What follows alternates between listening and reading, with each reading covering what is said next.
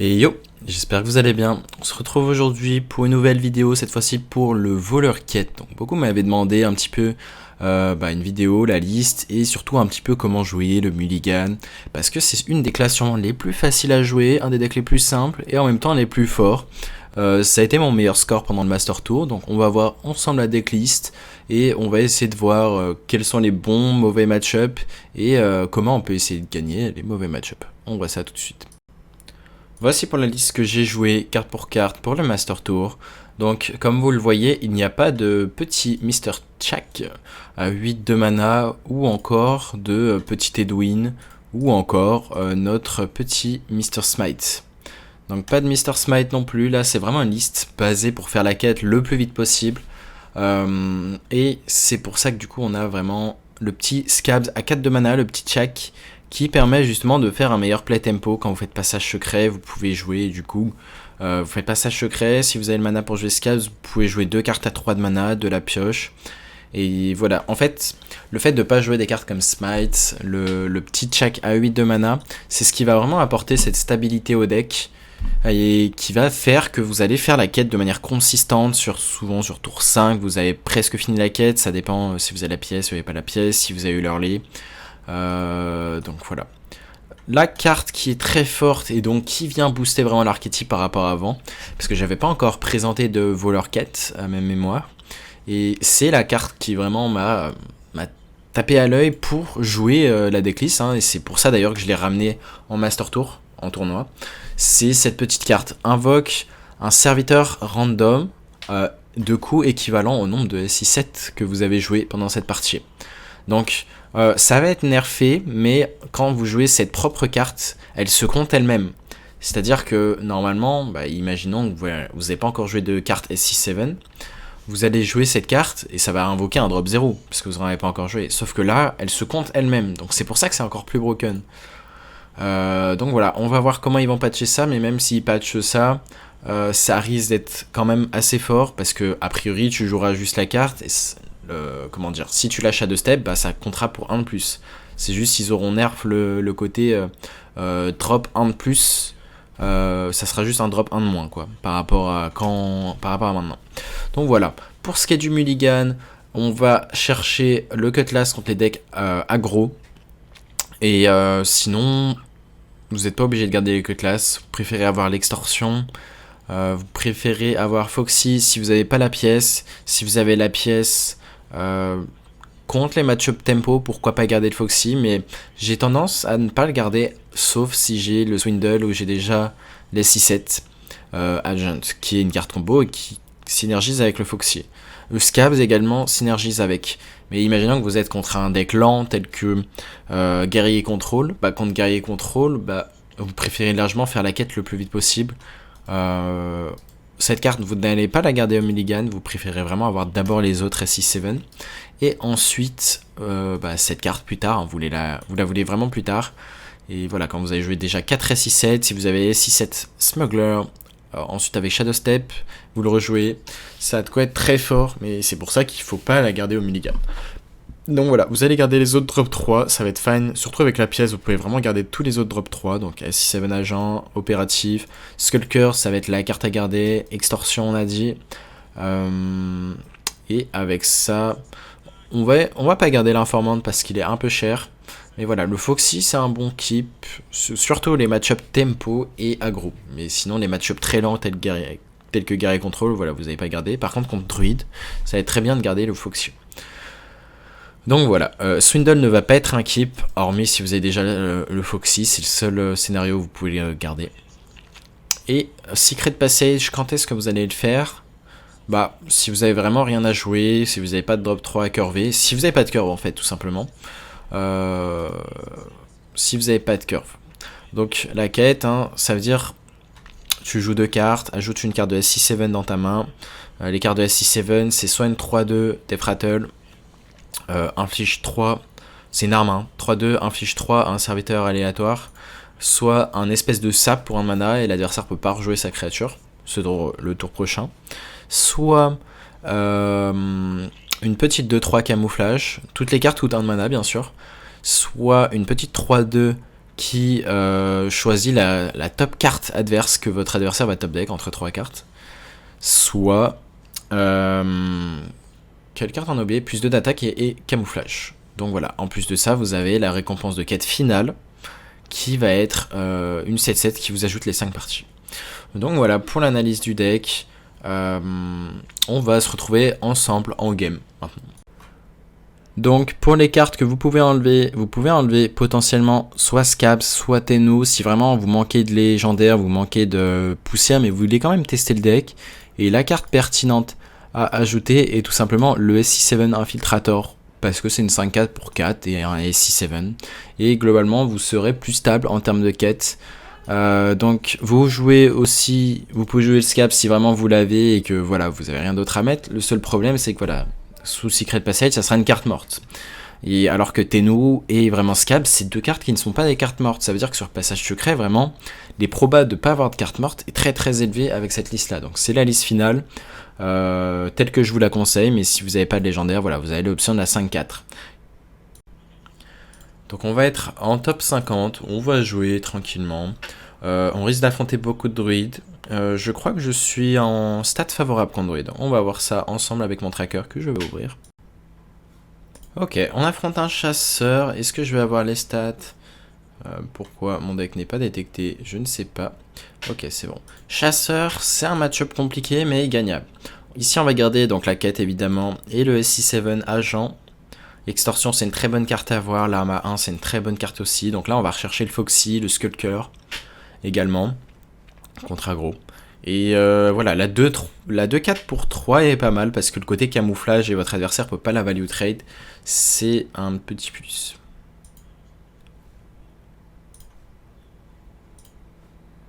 Donc on a un drop 2, peut-être qu'on va jouer ça en tempo, il faut voir.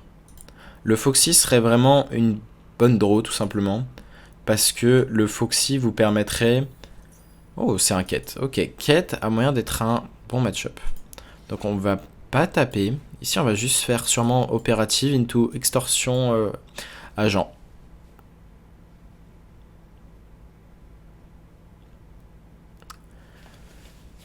Donc là, au final, on a une main décente. On a notre tour 3 into notre tour 4.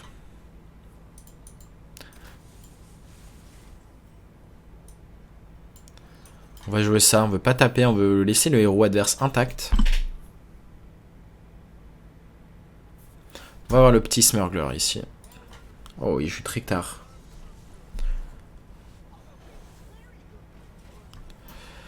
Ok, c'est du coup assez chiant, mais...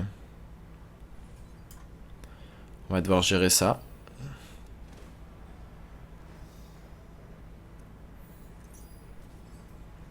Donc c'est une des 5 cartes ici. On pourrait considérer Jules Scuckler et la petite 3-2. Mais en termes de tempo, ça se met quand même mieux de faire comme ça. Un value trade. Donc j'imagine que avoir Drektar, bah, ça a de quoi être les nuts quand tu joues sans Hunter. Enfin sans Hunter.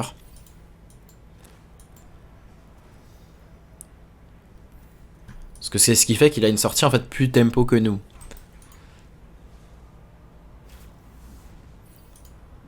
On n'a pas moyen d'aller chercher sa créature ici. Et il fait très vite sa quête.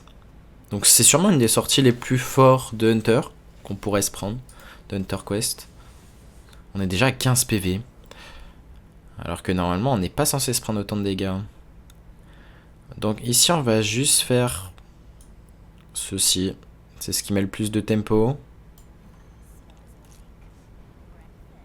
C'est un taunt en plus. Un sap serait pas mal en termes de tempo. Ok, on va regarder qu'est-ce qui va top deck, c'est important dans ce spot. Qu'est-ce qu'on veut lui donner? Pistache, c'est chiant. L'arme, ça a de quoi être chiant aussi. Peut-être qu'on va prendre Tavish juste parce que c'est lent. C'est le genre de truc chiant parce que, ok, prochain tour il va rien faire si on lui donne Tavish.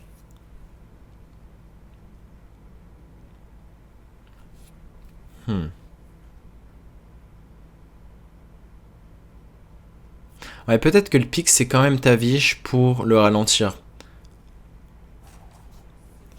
Ah, c'est dur, hein. Ouais, on va le prendre.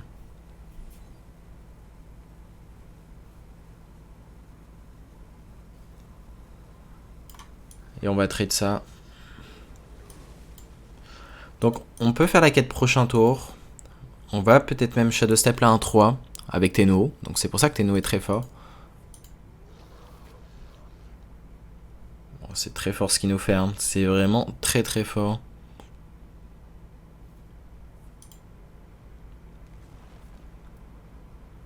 En plus, si jamais on tape...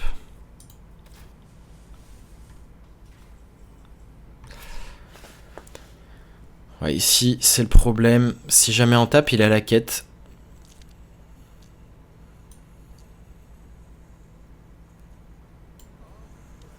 Le truc, c'est qu'il peut avoir Explosive Trap et derrière, il enchaîne avec Tavish. En fait, je sais que c'est déjà un échec et mat qu'on peut pas gagner sur le spot. C'est dommage. Mais on doit remonter ça. Hein. Et le truc, si on tape, bah il joue la quête en fait. Donc là, c'est le genre de spot, bah si on tape pas, il a Tavish. Si on tape, il a la quête.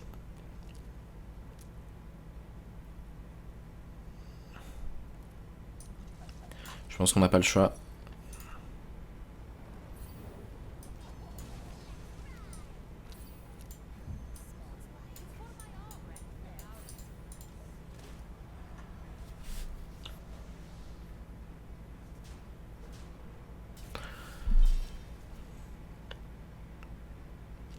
On va voir s'il choisit de faire Tavish ou... sa quête. Ah mais en fait il est pas à dernier tick de quête. Ok, il était à 0 sur 2.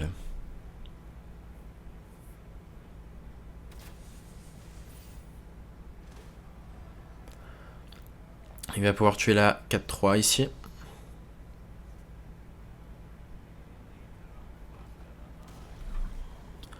Ok, on risque de juste sap sacréa. On va voir si on meurt. Hein. 8, 10, 11, 12, 13, 14, 15, 16. On a beaucoup de dégâts quand même. Hein.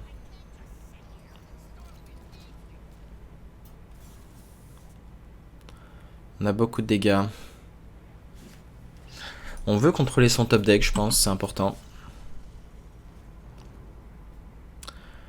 Ok.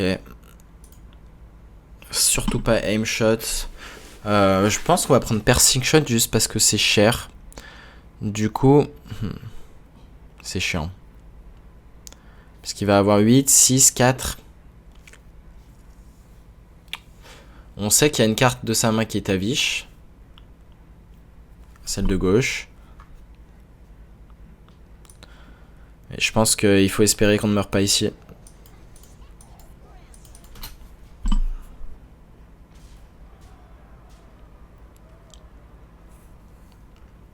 Donc on est à 10, 6, 4. Il lui reste 3 de mana. 3 de mana, mais il y a 2 cartes, on sait que c'est des cartes un peu mortes. Enfin, totalement mortes même.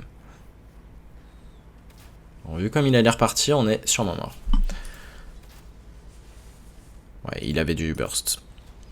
Donc c'est dommage, là c'est globalement je pense un bon match-up du deck. C'est juste qu'on a pris Drektar, on a pris des dégâts incroyables. Enfin, énormément de dégâts en early, donc 4 plus 3. On a été forcé de trade, on n'a pas push les dégâts, donc parce qu'il y a Drektar, du coup, bah, on n'a pas une bonne idée de comment un match-up. Enfin, on va dire on a un échantillon d'une game.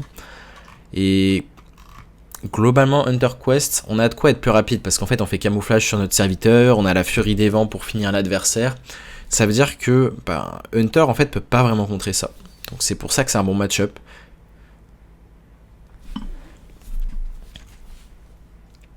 Mais contre Druid, tiens, ça va être intéressant. On va voir contre Druid, on a quand même un bon win rate contre Druid. Ouais, c'est quasiment un 50-50, mais un peu plus. Ouais, c'est mon ressenti. Ouais, on a même un... Ok, on a gagné bien plus contre Druid que ce qu'on a perdu. Donc, Druid, très bon match-up. Démo chouette. Démo chouette, je pensais que c'était un match-up très dur. Mais au final, en jouant bien, en connaissant en fait le match-up, enfin en sachant un petit peu jouer le démo chouette, bah, vous savez jouer contre le démo chouette. Donc vous savez tourner autour des AOE, tout ça. Donc voilà, quand vous faites un gros serviteur avec camouflage, quand vous mettez de la pression, vous mettez des gros drops, vous savez quand arrive l'arme. C'est ce qui vous permet un peu de savoir comment optimiser dans ce match-up. Donc ouais, c'est un démo chouette.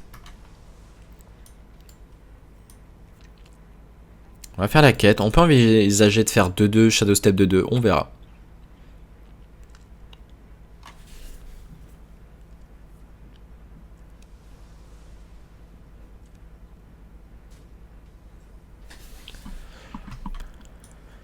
Ok. Est-ce qu'on Shadow Step? Je pense pas qu'on est obligé. Au pire, on le fera peut-être prochain tour. Hein. Donc il y a un keep en main, c'est sûrement l'arme.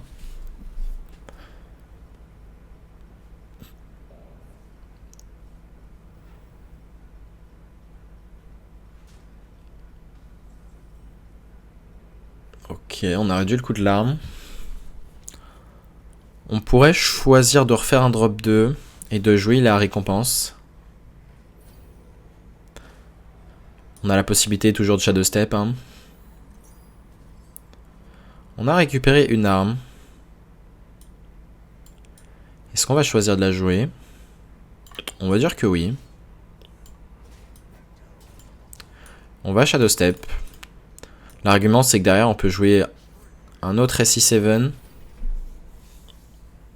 Et on va jouer un gros en fait. On va en jouer un gros pendant le tour de l'arme adverse. Donc voilà, je vous parlais des tours clés. Si vous savez un petit peu jouer le démo chouette, son tour clé c'est le tour 5.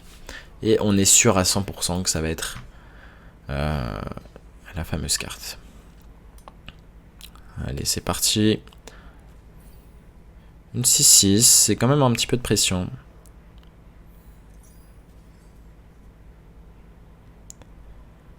Ok.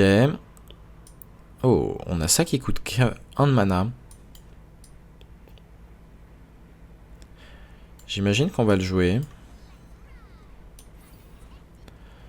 On va pré-shot ça. On pourrait assurer un full clear. Est-ce que c'est vraiment ce qu'on veut? Dans tous les cas, c'est le tour de l'arme. Si ça tue la 1-3... On va voir. Ça tue la 1-3. Du coup, on n'a même pas besoin de trade. On va juste face. C'est le tour de l'arme. Donc voilà. On sait la plus grosse menace, c'est l'arme. S'il joue l'arme, il peut pas tuer la 6-6. Il tue juste une de deux. Donc on a 6, 8, 10. On a presque létal s'il joue l'arme. Donc voilà. Connais ton adversaire et tu auras de plus grandes chances de gagner la bataille. Donc faut vraiment pas être dans le focus, ouais voilà, il faut trade, c'est une 5-4, c'est chiant, elle ne peut pas aller chercher cette 6-6. Si on part du principe qu'il va faire son meilleur tour. Et si on deny l'arme d'un tour, bah ça veut dire que derrière, si on met de la pression, bah on va continuer de deny l'arme. Et tant qu'on deny l'arme, bah Démonis peut pas gagner en fait.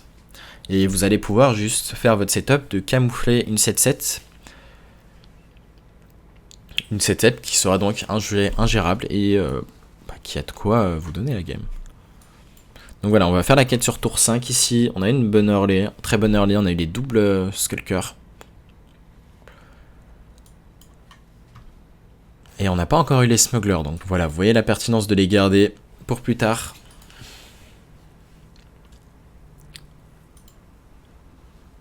Il y a une full gestion ici. Ici, on va faire la quête. Oh, un autre informant. Parfait. Je pense qu'on va... Oh, je pensais changer first, mais non, c'est pas correct. Donc ici, ça va être une 8-8. Parfait. Et encore une fois, bah... on peut croire que bah, c'est juste une 8-8, mais... on va dire, il est dans un spot, s'il fait l'arme, bah, il peut pas se soigner. Il n'y a rien à un mana qui le soigne. Il y a l'arme en vente d'or, mais ça veut dire qu'il meurt toujours sur le Battle Master. Probablement, il va pas tourner autour, hein.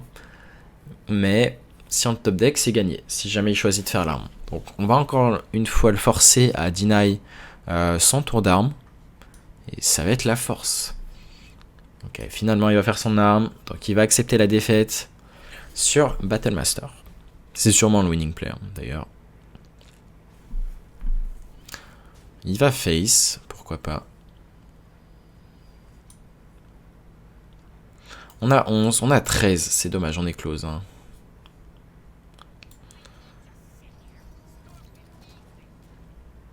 On est close ici. Ensuite, ça va être un spot intéressant.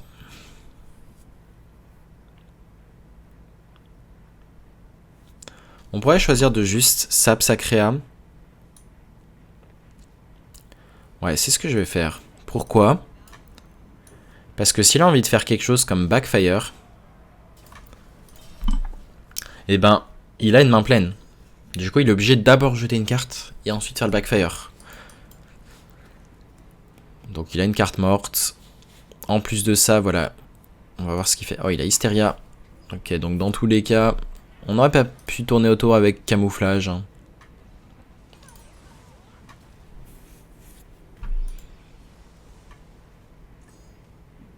Il est très bas en PV. Ok, il a de quoi se soigner. Donc on a beaucoup agressé. On a... ok, on va tenter le létal ici, je pense.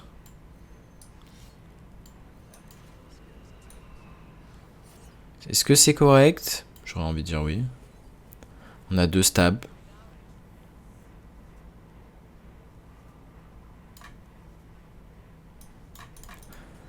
Donc voilà, on avait toujours les 2 stabs. On avait peut-être moyen de l'avoir à long terme, mais je préfère, voilà, vraiment lock la game maintenant. Et j'aime bien prendre les outs létales. Faire en sorte que dans tous les cas, la game ne dure pas. C'est important contre un deck OTK tel que Demo Chouette, parce qu'il peut vraiment faire des time Sin, Warg, Heal, et j'avais envie d'éviter ça. Donc voilà, une petite victoire contre Demo. Pour l'instant, je fais que gagner contre Demo. Moi-même, je pensais que c'était un match-up assez mauvais pour le voleur, mais voleur bien joué, en fait, c'est très fort dans ce match-up.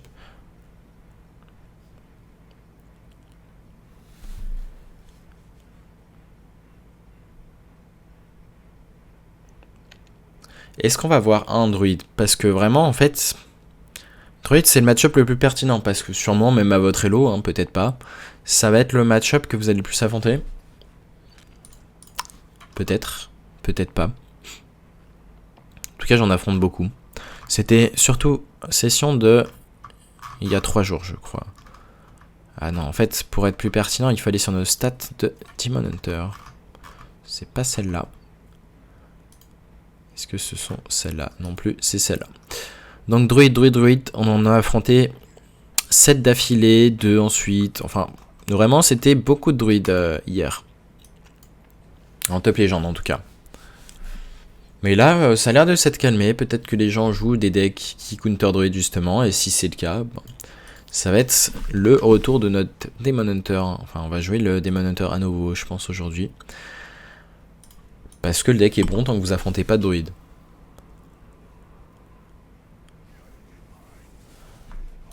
Ok. C'est une version face. Si on n'a pas un drop 2, on a moyen de perdre la game juste sur le spot. Ok. On va pré-shot sa créa. Mais sur un biscuit, on n'a pas de gestion. Et malheureusement, Trog, c'est un moyen de perdre. En fait, Trog, c'est quoi? C'est 2 cartes. Et toi, tu joues double extorsion, double arme. Et même le stab, en fait, permettait de gérer sa créa. Donc ça faisait une combinaison de 6 cartes pour gérer ce Trog. Et malheureusement, si on les a pas, on ne peut pas gérer. Ok, est-ce qu'il va le Divine Shield? Non. Ok, on peut le gérer. Bon, ça va. Les opératives sont très bonnes. On risque de refaire une opérative. Le 1 de mana... SI7 qu'on va avoir. L'assassin fonctionne avec le Tenno. Pas le Tenno, le Fraud, Foxy Fraud. Hop, on va rejouer ça. Qu'est-ce qu'on a? Le sap serait sûrement en game sur le spot. L'arme est pas mal aussi. Ok, on prendra. Ici, j'ai pas envie de décamoufler mon serviteur. En soi, je pourrais. Dans le sens, il va chercher à mettre de la pression dans tous les cas. Donc ça sert à rien de le garder camouflé. Ouais, je pensais à son meilleur tour qui était la 3-4. Ok, on a la combo Foxy Assassin. Mais je pense qu'on a juste Informant qui va invoquer une 5-5 je crois. Ouais. 5-5, du coup le Rhino il va nous mettre que 2, ça nous va.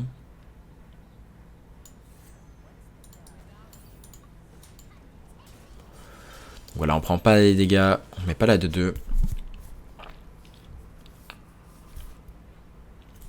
Et prochain tour, on a moyen d'avoir un très gros tour tempo. Hein. On peut ça, assassin, enfin SC7 et ensuite assassin.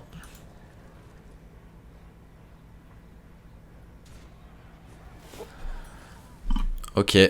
Bon, il a fait l'erreur classique. Bon, pourtant c'est un top 100 légende, mais il a fait l'erreur classique de ne pas jouer le... Il n'a pas joué la Rhino du Wrangler. Et du coup, bah, ça peut paraître, ok, bah, pas d'importance, hein, de toute façon, de son point de vue, de sa main, bah, pas d'importance, sauf qu'il nous donne l'info qu'il y a un autre Rhino, du coup.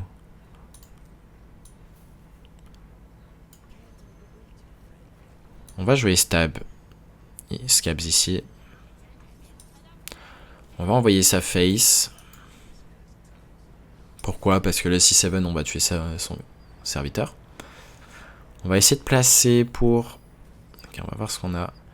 C'est dommage ici de ne pas avoir eu quelque chose de jouable. Toutes les autres cartes étaient jouables. Et mettez la tempo, voire même setup létal avec ça. Donc on sait qu'il a un Rhino, encore. S'il a l'arme, ça va faire mal. Ah, il a l'arme. Ok, bon, du coup, il nous a donné l'info qu'il avait le Rhino. Et malheureusement, bah, il va être reward parce que... Il a sûrement setup létal, ici. Est-ce qu'on a létal 8, 11, 14? Non, on a létal. Évidemment.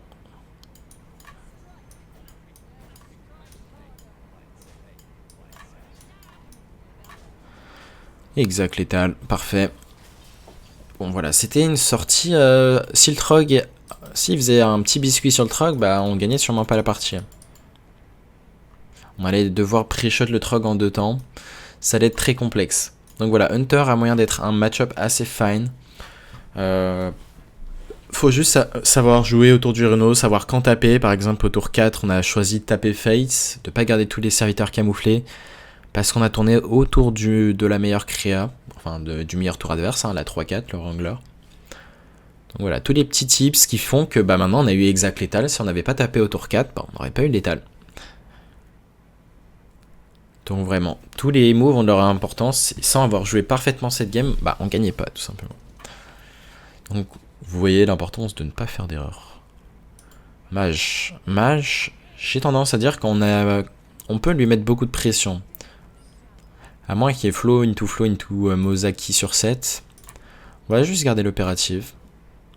Swindle, je l'aurais gardé peut-être seulement avec Foxy.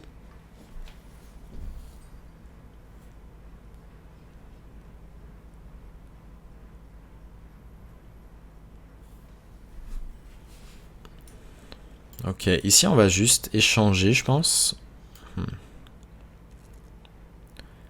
Il y a un monde où on fait... Ok, on va faire la quête. Ensuite, on va considérer de faire extorsion, échanger. Pourquoi? Pour réduire le coût de passage secret. Il n'y a pas de keep, donc. Pas de keep Encounters Flow en main. Est-ce qu'il y a un monde où on la joue un peu plus tempo et en pièces opératives?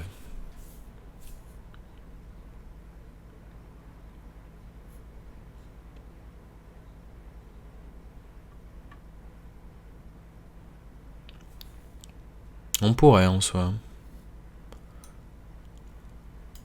Mais je pense que je vais rester sur la ligne. On a un SC7, on peut pièce SC7 ou juste opérative. Pourquoi on pense plutôt pièce le SC7 agent? Parce qu'on a envie de jouer le drop. On a envie de jouer le drop 1. Bon, bien sûr, il y a un seul drop 1 qu'on peut pas jouer. C'est dommage si on tombe dessus. Le sap, c'est vraiment la pire carte dans ce match-up. On a eu l'arme. C'est le tour d'Encounters Flow, donc on va pas chercher à Shadow Step. On va juste mettre l'arme. On veut smork le plus vite possible. Vu qu'on va avoir beaucoup d'armes, c'est mieux de taper maintenant que considérer de Shadow Step, faire des choses. Ouais, donc il a l'Encounters Flow. Ici, on va quand même bien le tabasser. Hein. On va faire ça.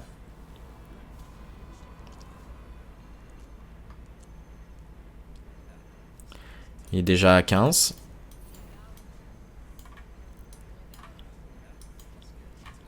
Il est déjà à 12 parce qu'on va taper.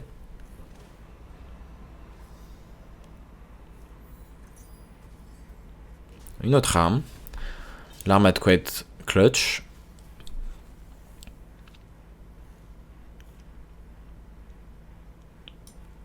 Là, on est déjà juste, imaginons qu'il n'ait pas de barrière de glace, carte qui est jouée en un seul exemplaire. Déjà, il doit barrière de glace. Oh, en plus, non, il n'a pas pioché de serviteur. Donc, il doit et barrière de glace et Giris Bordeaux. Ok. Voilà, vous voyez qu'on peut vraiment agresser le mage.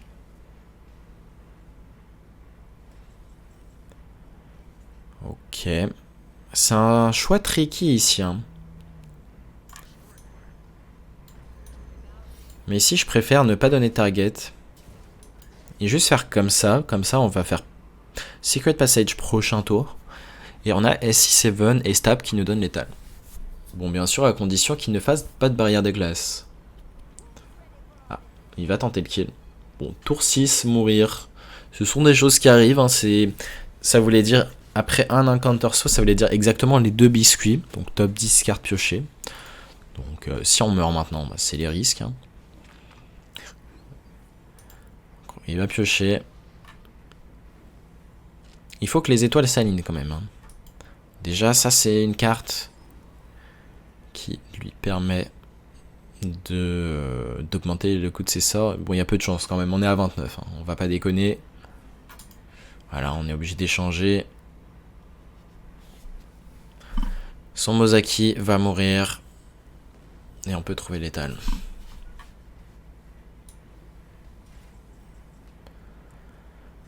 Allez, on va chercher ce létal.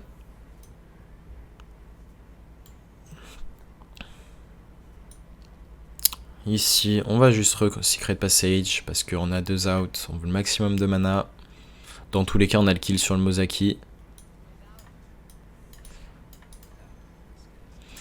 Voilà, on a bien agressé le mage, hein, malgré qu'il ait tenté Mozaki. Bah, c'est sûr que tour 6, il y avait quand même peu de chance hein, qu'il nous tue.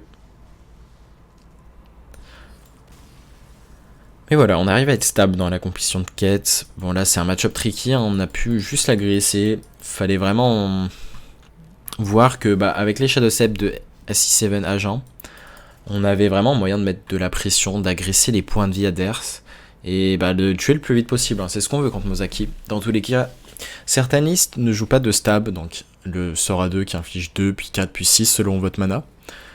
Mais vous voyez que ça permet de gagner bah, contre mage après avoir mis de la pression en early. Et voilà, c'est un bon finisher. Et selon moi, bah, vu qu'on joue pas de carte greedy comme le Chak à 8 de mana ou encore Smite, c'est pertinent de mettre les stabs. Donc c'est moins cher. Comme ça, bah, là on voit que si on avait joué le package avec Mr. Smite, bah, on n'allait pas tuer ce mage. Donc voilà, très pertinent ici. On joue contre un voleur qui est sûrement un voleur arme. Oh, en vrai, on va envisager de tout garder.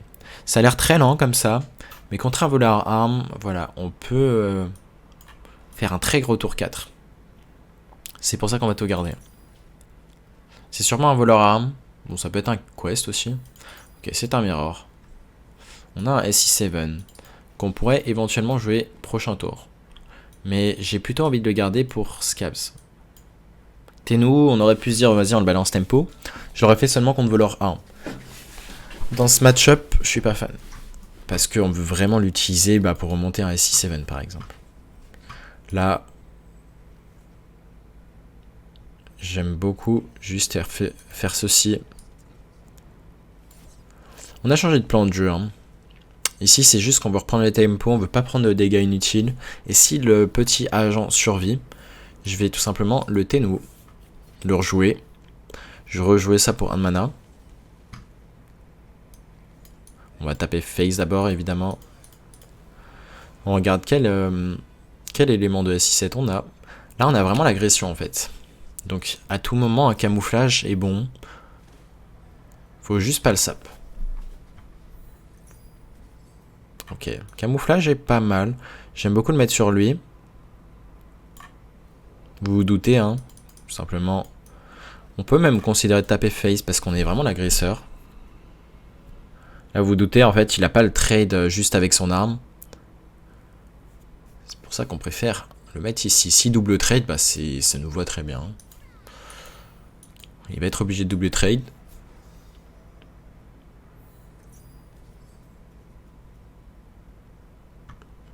Est-ce qu'il y a un top deck bien qui nous permettrait de jouer ça? L'extorsion. Après, on n'aurait pas forcément de cible.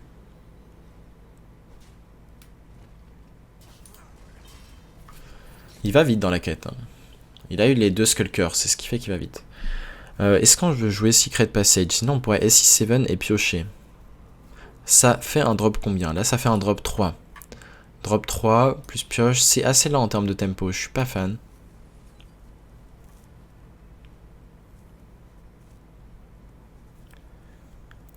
Ok.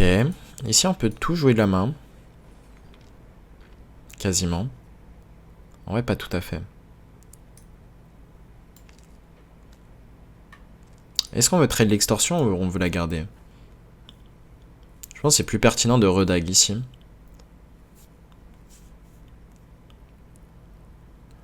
En fait, ici, on va vouloir lâcher le Shadow Step dans tous les cas. Sinon, ça reviendrait à Shadow Step Tenwu. Après, ça s'envisage de Shadow Step Tenwu. Hein. C'est peut-être même plus pertinent. Faut voir.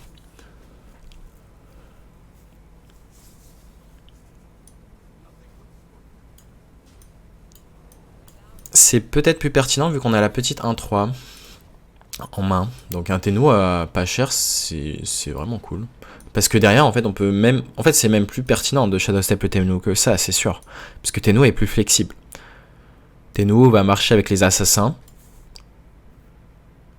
Donc on peut extorsion de créa et assassin de créa, exactement. Oh, il pourrait Shadow Step ce petit Chak ici.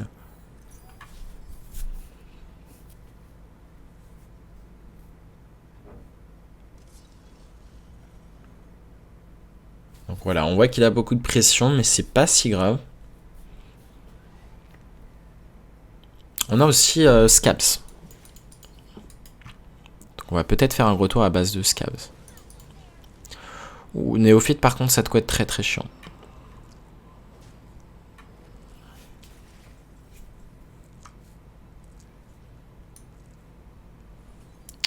Ouais, ça de quoi être très très chiant.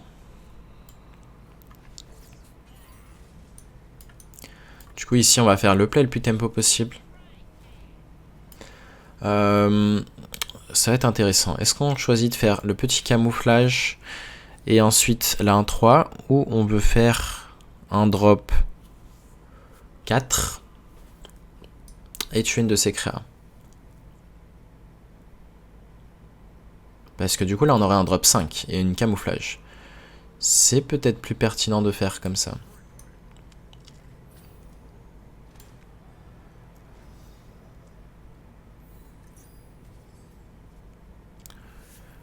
Ok. Est-ce qu'il y a un monde alternatif où on fait juste plus 2 d'attaque et stealth face à 5, 6, 7? Du coup, ça voudrait dire... Ah non, en fait, il a cette arme. Ok, on va juste faire un drop ici. Ah, je crois qu'ils ont patch. Non, c'est juste un drop 5. Non, ils ont rien patch du tout.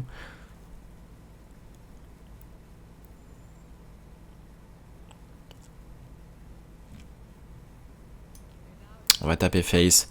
J'étais en train de réfléchir si on jouait le Tenwu ou pas. Si, imaginons, on est un SC7 qui survit, ça veut dire qu'on peut Tenwu, le remonter, le rejouer et potentiellement faire la quête. Enfin, la jouer le tour-ci. Dans tous les cas, on va pouvoir jouer la quête, si on veut. Mais on pourrait et jouer la quête et jouer l'assassin. Parce qu'on réduirait l'assassin de 1, si on joue un autre SC7. Le top deck parfait serait genre extorsion.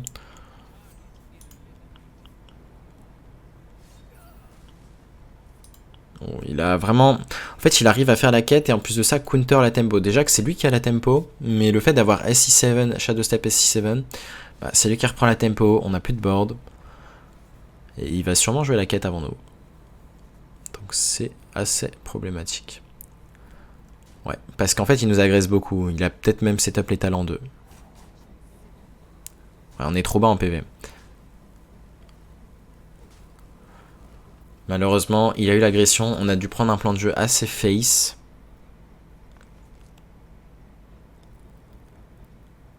Ça se met très mal ici.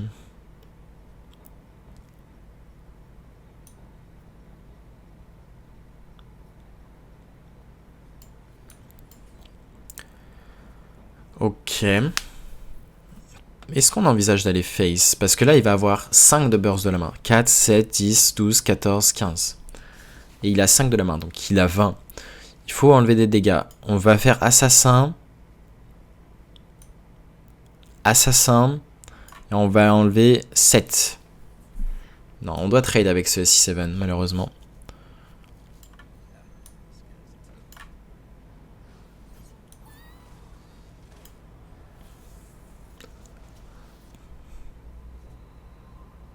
Après, en termes d'optimisation, autant faire comme ça.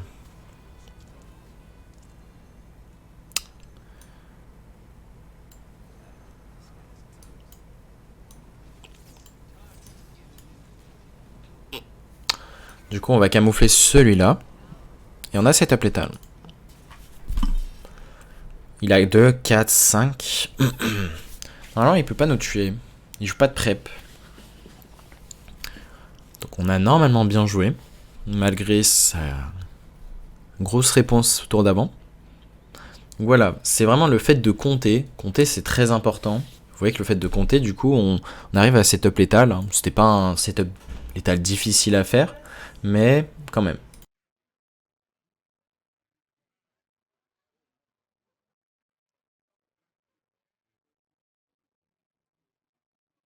Normalement, échec et mat, à moins qu'il joue lui aussi le package double stab. Mais vu qu'il joue les néophytes, pour moi, si tu joues néophyte, tu joues pas les wicked stab.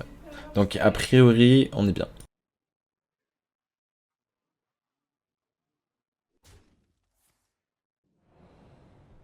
Ok, il peut peut-être nous avoir sur un taunt. Ok. C'est une arme menaçante. Enfin, une 8-4 menaçante. Parce que s'il arrive à la tuer... A priori, il joue pas de stab. Mais...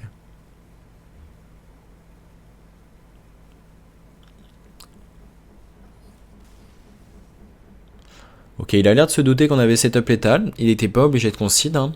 Enfin, non, en vrai, s'il était obligé, pourquoi? Parce qu'on avait la 7-7, tout simplement.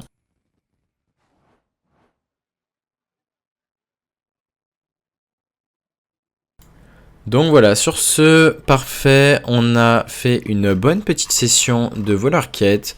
Vraiment, c'est un deck que je vais jouer en même temps en stream et que voilà, je prends plaisir à jouer. C'est mes deux decks du moment, donc le deck que je vous ai présenté dans la dernière vidéo, qui est très dur à jouer, et vous avez ce deck qui est bien plus simple et pourtant très fort à jouer. Donc vous voyez que voilà, 64% de win rate, quasi tout en top légende. Dont certaines games même en tournoi, en game de tournoi pendant le Master Tour, donc voilà, que des games à haut niveau. Et voilà, c'est un deck vraiment qui a moyen de tout battre, même guerrier contrôle. On va voir les stats, hein, je vais vous montrer, je vais pas vous mentir. Sur les stats, guerrier contrôle c'est un match-up difficile, mais pourtant, on va voir. On a affronté je crois que j'en ai gagné 2 d'affilée, au minimum 2. Ok, 1, 2. Et le troisième, on l'a perdu. Après, on en a peut-être réaffronté un ou pas. On n'a pas réaffronté. Donc, ouais. Globalement, même guerrier contrôle, vous avez moyen de mettre beaucoup de pression et de gagner à la pression grâce aux smugglers. Parce qu'ils sont très forts. Vous pouvez avoir des Tyrions, vous pouvez avoir vraiment des cartes très très fortes. Parce qu'il y a des très bons drop 8, drop 7, drop 9 et même drop 10. Donc voilà, en late game, vous avez des très gros informantes parce qu'ils gagnent énormément de stats. Parce que si vous comptez le nombre de SC7, vous avez 2, 4, 6, 8, 10, 12, 14... 14 si on compte les Shadow Step, parce que vous avez les Shadow Step en principe que des SC7, ça fait 16 et avec Tennu 17. Donc vous voyez que la 3-3 initiale de base peut vite monter à quelque chose comme 15-15, 16-16, vraiment en late game. Donc c'est pour ça que c'est fort, et pareil, vous pouvez avoir des drop 10 facilement avec la petite smuggler.